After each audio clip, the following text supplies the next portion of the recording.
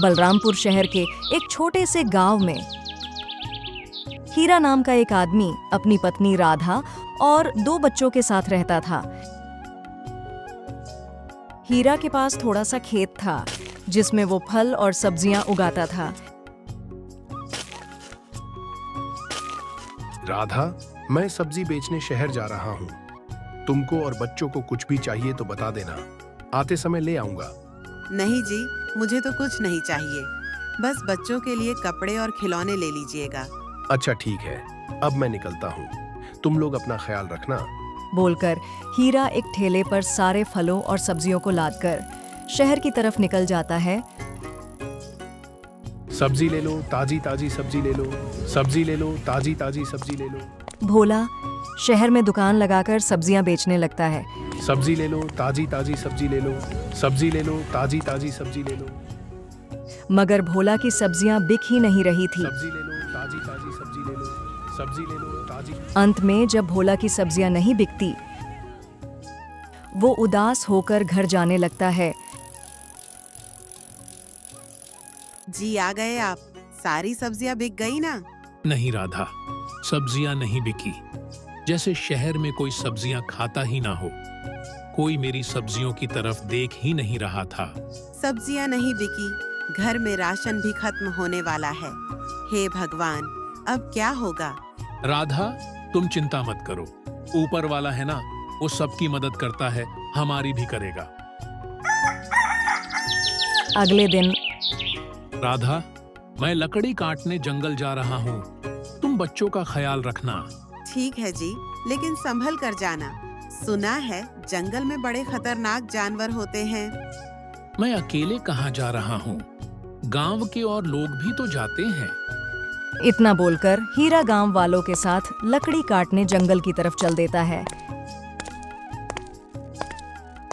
जैसे ही सब लोग जंगल में पहुंचते हैं तो देखते हैं जंगल के सारे पेड़ पहले से ही कटे हुए थे।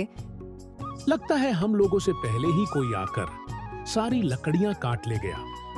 हम लोगों को जंगल के और अंदर तक जाना चाहिए, शायद उधर कुछ लकड़ियां मिल जाएं। हीरा गांव वालों से कहता है, अरे नहीं भाई, हम अंदर नहीं जाएंगे।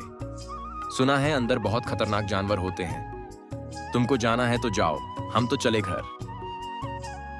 बोलकर सभी गांव वाले हीरा को जंगल में अकेला छोड़कर वापस अपने घर चले जाते हैं। घर में खाने के लिए कुछ भी नहीं है। कैसे भी करके आज मुझे घर लकड़ियां लेकर ही जाना होगा। हीरा लकड़ियों की तलाश में जंगल के अंदर जाने लगता है।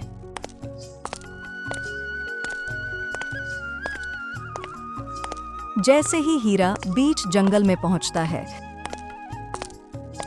उसे एक सुनहरा पेड़ दिखाई देता है।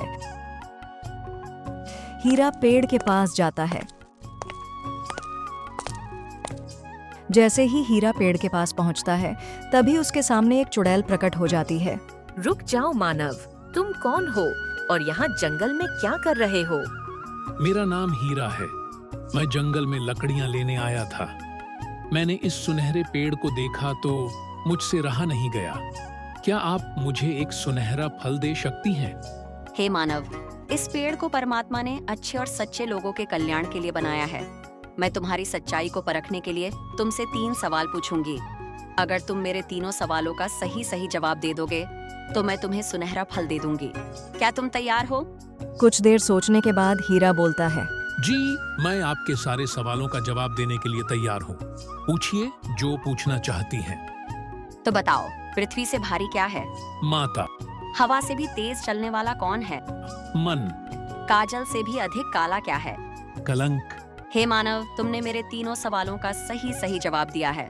इससे ये साबित हो गया कि तुम सच्चे और ईमानदार इंसान हो। इतना बोलकर चुड़ैल हीरा को एक सुनहरा फल देती है। सुनहरा फल लेकर हीरा मुस्कुराते हुए घर चल देता है।